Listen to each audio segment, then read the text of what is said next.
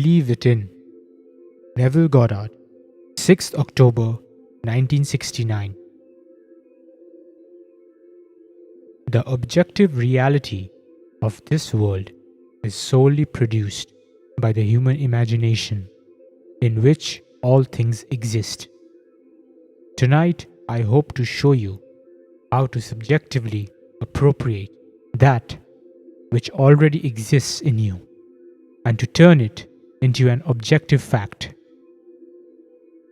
Your life is nothing more than the outpicturing of your imaginal activity, for your imagination fulfills itself in what your life becomes. The last year that Robert Frost was with us, he was interviewed by Life magazine and said, "Our founding fathers did not believe in the future, they believed it in." This is true. Having broken with England, our founding fathers could have established their own royalty here by making one of them the king, thereby perpetuating a royal family. They could have chosen a form of dictatorship, but they agreed to imagine a form of government that had not been tried since the days of the Greeks. Democracy is the most difficult form of government in the world, yet our founding fathers agreed to believe it in. They knew it would take place because they knew the power of belief, the power I hope to show you that you are tonight. To say, "I am going to be rich," will not make it happen. You must believe riches in by claiming within yourself, "I am rich." You must believe in the present tense because the active, creative power that you are is God. He is your awareness, and God alone acts and is. His name forever and ever is I am. Therefore, he can't say, "I will be rich," or "I was rich," but "I am rich." Claim what you want to be aware of here and now, and although your reasonable mind denies it and your senses deny it, if you will assume it with feeling, your inward activity, established and perpetuated, will objectify itself in the outside world, which is nothing more than your imaginal activity objectified. To attempt to change the circumstances of your life before you change its imaginal activity is to labor in vain. This I know from experience. I had a friend who hated Roosevelt, yet wanted him to change. Every morning while shaving, my friend would tell Roosevelt off. He found great joy and satisfaction in this daily routine, yet could not understand why Roosevelt stayed the same. But I tell you, if you want someone to change, you must change your imaginal activity, for it is the one and only cause of your life. And you can believe anything in if you will not accept the facts your senses dictate, for nothing is impossible to imagine, and imagining persisted in and believed will create its own reality. Now, all things exist in God, and He exists in you, and you exist in Him. Your eternal body is the human imagination, and that is God Himself. Your imagination is an actual body in which everything is contained. When you imagine, the thing itself comes out of that divine body, Jehovah. The story of Jesus is a wonderful mystery that cannot be solved until you discover from experience that He is your own wonderful human imagination. We are told that God speaks to man in a dream and unveils Himself in a vision. Now, vision is a waking dream, like this room while a dream occurs when you are not fully awake. A few years ago, this vision was mine. I was taken in spirit into one of the early mansions on Fifth Avenue in New York City at the turn of the century. As I entered, I saw that 3 generations were present, and I heard the eldest man telling the others of their grandfather's secret. These are his words. Grandfather used to say, while standing on an empty lot, "I remember when this was an empty lot." Then he would paint a word picture of what he wanted to build there. He saw it vividly in his mind's eye as he spoke, and in time it was established. He went through life in that manner, objectively realizing what he had first subjectively claimed.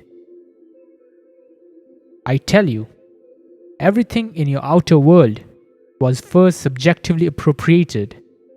I don't care what it is. Desire can be your empty lot where you may stand, remembering when that which you now have was only a desire. If I now say, I remember when I lectured at the Women's Club in Los Angeles, I am implying I am no longer there and I am where I want to be. Remembering when you were poor, I have taken you out of poverty and placed you in comfort. I remember when you were sick by taking you out of sickness and placing you in the state of health. I remember when you were unknown implies you are now known. By changing my memory image of you, I can now remember when you, with all your fame and fortune, were unknown and broke. That was the secret of grandfather's success. This is what I learned in vision. Do not put this thought aside, because it came to me in vision. In the 12th chapter of the book of Numbers, it is said that God speaks to man through the medium of dreams and makes himself known through vision. If God makes himself known to you through vision and speaks to you in dream, what is more important than to remember your dreams and visions? You can't compare the morning's paper or any book you may read to your vision of the night, for that is an instruction from the depth of yourself. God in you speaks to you in a dream as he did to me when he took on a trip in time to that beautifully staffed mansion at the turn of the century. As spirit, I was invisible to those present, but I heard more distinctly than they, and comprehended the words more graphically than they, because they had their millions, and who is going to tell one who already has millions how to get them? I entered the environment to hear this story, in order to share it with those who will hear and believe my words, and then try it. This doesn't mean that just because you heard my vision, you are going to enjoy wealth. You must apply what you heard and remember when. If you would say, I remember when I couldn't afford to spend $400 a month for rent, you are implying you can well afford it now. The words, I remember when it was a struggle to live on my monthly income, implies you have transcended that limitation. You can put yourself into any state by remembering when. I can remember when your friend expressed her desire to be married. By remembering when she was single, you have persuaded yourself that your friend is no longer in that state, as you have moved her from one state into another. When I say all things exist in the human imagination, I mean infinite states, for everything possible for you to experience now exists in you as a state of which you are its operant power. Only you can make a state become alive. You must enter a state and animate it in order for it to outpicture itself in your world. You may then go back to sleep and think the objective fact is more real than its subjective state into which you have entered. But may I tell you, all states exist in the imagination.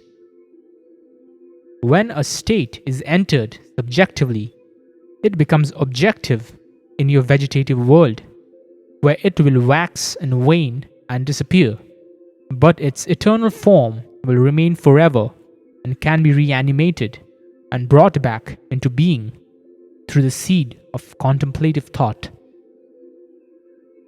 So, I tell you, the most creative thing in you is to enter a state and believe it into being. Now, causation is the assemblage of mental states, which occurring creates that which the assemblage implies.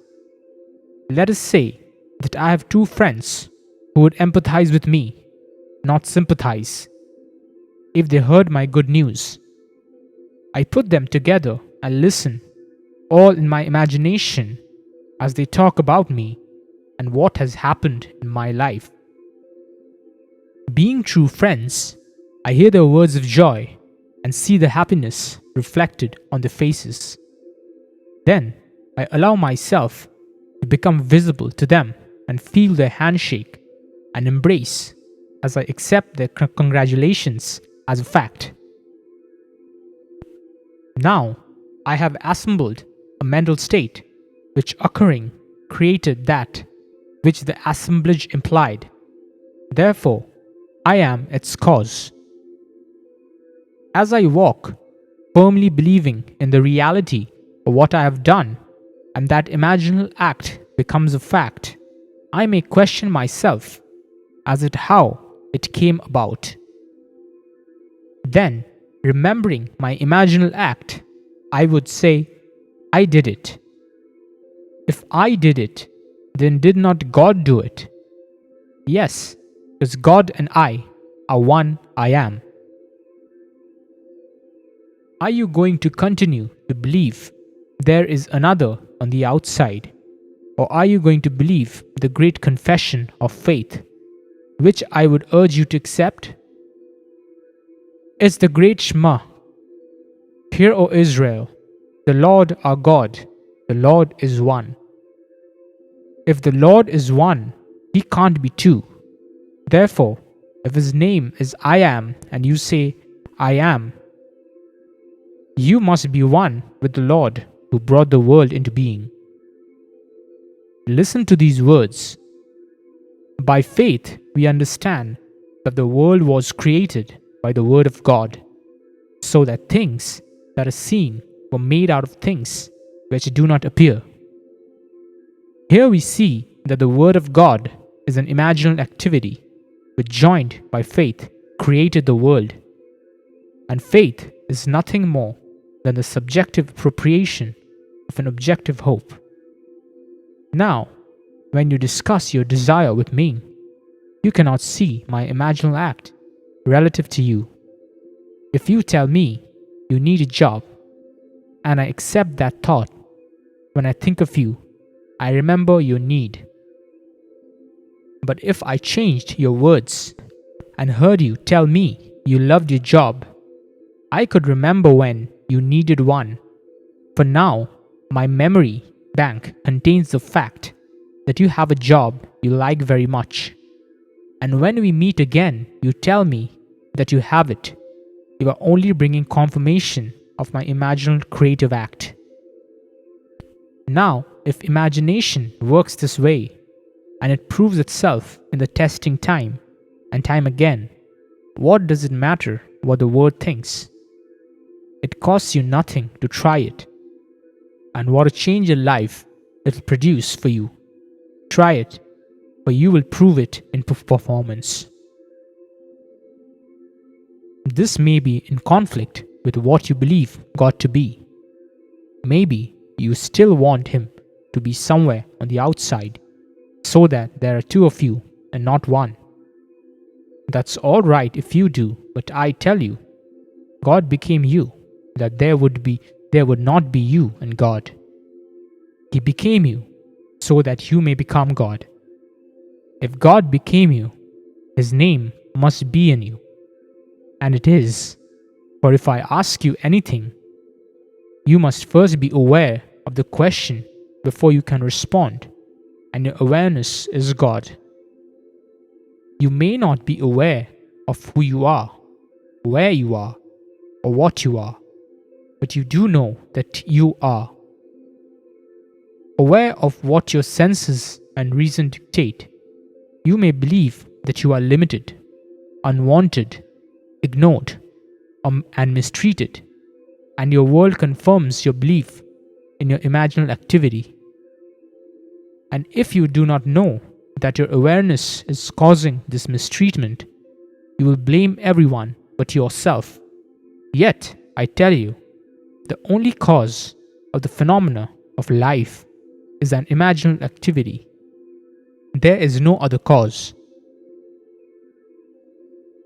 If you believe in the horrors of the world as they are given to you in the paper and on television, your belief causes the horrors to continue.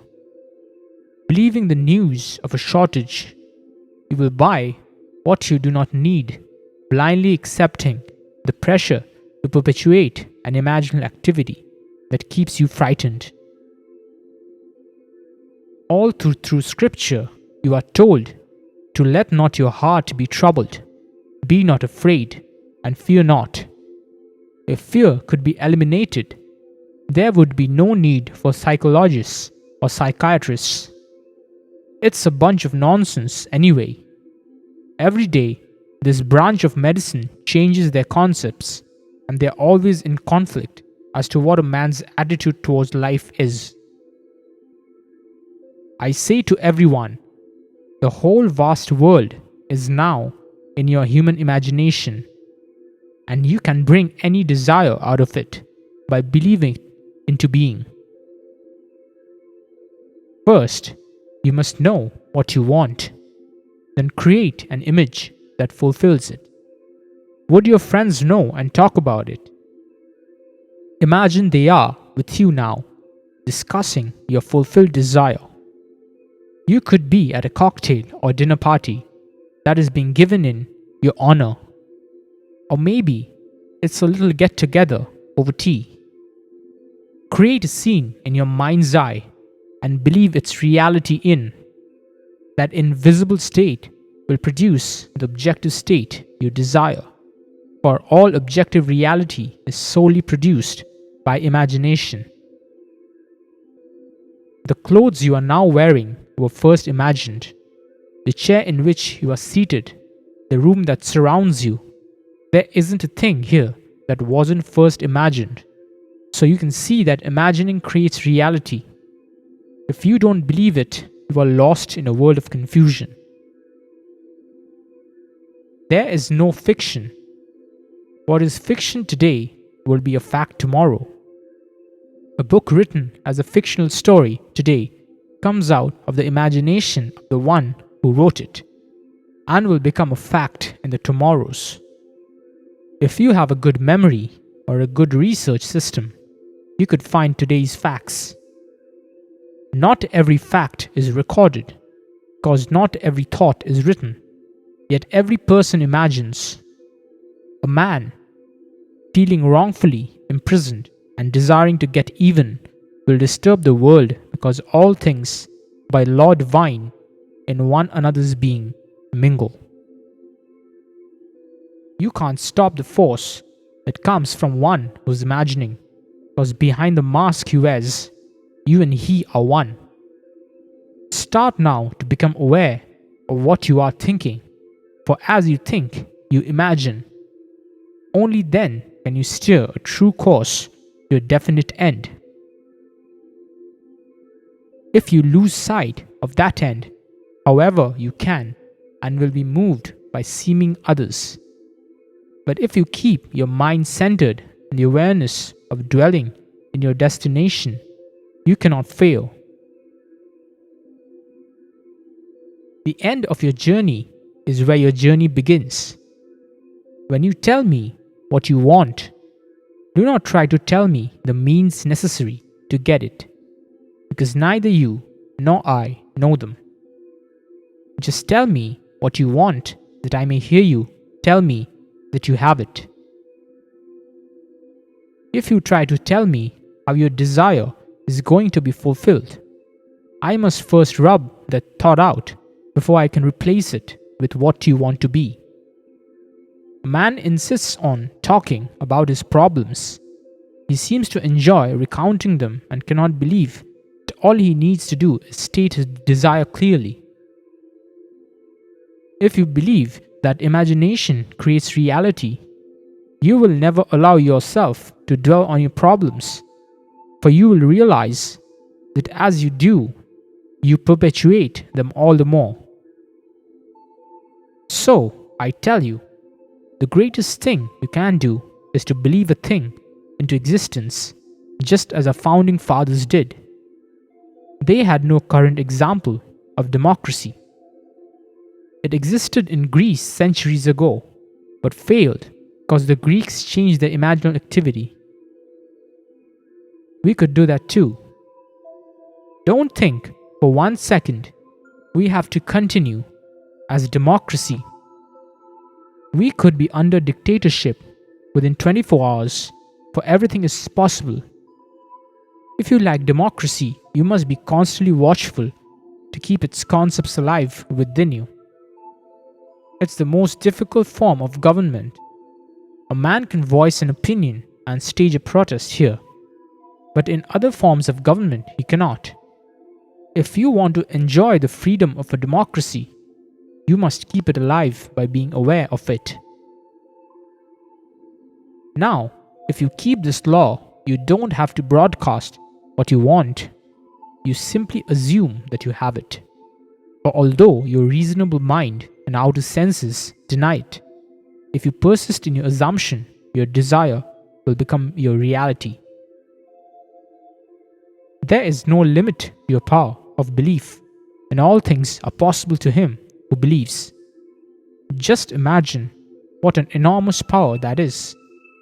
You don't have to be nice, good, or wise, for anything is possible to you when you believe that what you are imagining is true. That is the way to success. I believe any man who has been successful in his life's venture has lived as though he was successful. Living in that state, he can name those who aided him in achieving his success, and he may deny that he was always aware of success, but his awareness compelled the aid he received. To believe your desire into being is to exercise the wonderful creative power that you are. We are told in the very first psalm, "Blessed is the man who delights in the law of the Lord. In all that he does, he prospers." This law, as explained in the Sermon on the Mount, is psychological. You have heard it said of old, "Thou shalt not commit adultery." But I say unto you, anyone who lusts after a woman has already committed the act of adultery with her in his heart. Here we discover that it is not enough to restrain the impulse on the outside. Adultery is committed the moment the desire is thought. Knowing what you want, gear yourself towards it, for the act was committed in the wanting. Faith must now be added, for without faith it is impossible to please God. Can you imagine a state and feel that an imaginal act is now a fact? It costs you nothing to imagine. In fact, you are imagining every moment in time, but not consciously. But may I tell you, if you use your creative power by imagining a desire is already fulfilled, when you get it, the circumstances will seem so natural that it will be easy to deny your imagination had anything to do with it, and you could easily believe that it would have happened anyway. But if you do, you will have returned to sleep once again. First of all, most of us do not even realize our own harvest when it confronts us. And if we do remember that we once imagined it, reason will tell us it would have happened anyway. Reason will remind you that you met a man, seemingly by accident, at a cocktail party, who was interested in making money. When he heard your idea, he sent you to see his friend, and look what happened. So really, it would have happened anyway. Then, of course, it is easy to ignore the law. But blessed is the man who delights in the law of the Lord. In all that he does, he prospers. Don't forget the law while you are living in the world of Caesar, and apply it wisely. But remember, you are not justified by its use. Justification comes through faith. You must have faith in the incredible story that God promised you to bring Himself out of you, as you. This is God's promise to all, and all are asked to believe it. It is not what you are, but what you trust God to do that saves you. And to the degree that you trust God to save you, you will be saved. But He has given us a psychological law to cushion the inevitable blows of life. The law is simple. As you sow, so shall you reap. It is the law of like begets like. As you imagine, so shall your life become. Knowing what you want, assume the feeling that would be yours if you had it. Persist in that feeling, and in a way you do not know and could not devise, your desire will become a fact. Grandfather made his fortune by standing on an empty lot and saying to himself, "I remember when this was an empty lot." Then he would paint a beautiful word picture of the structure he desired there. This is a wonderful technique. You can remember when you were unknown, penniless, or ill, or failure. Remembering when you were implies you are no longer that, and your power is in its implication. Use the law, and it will take you from success to success as you conceive success to be. As far as I am concerned, success is to fulfill the promise, and you cannot do that through the law. The promise is fulfilled through faith. Are you holding true to the faith? Examine yourself to see if you are. I have told you an eternal story. Believe it, but do not change it. The story is this: God became you, that you may become God. Use the law to cushion the blows while God keeps His promise. Then one day, when your journey is over, you will say, "Into thy hands I commit my spirit.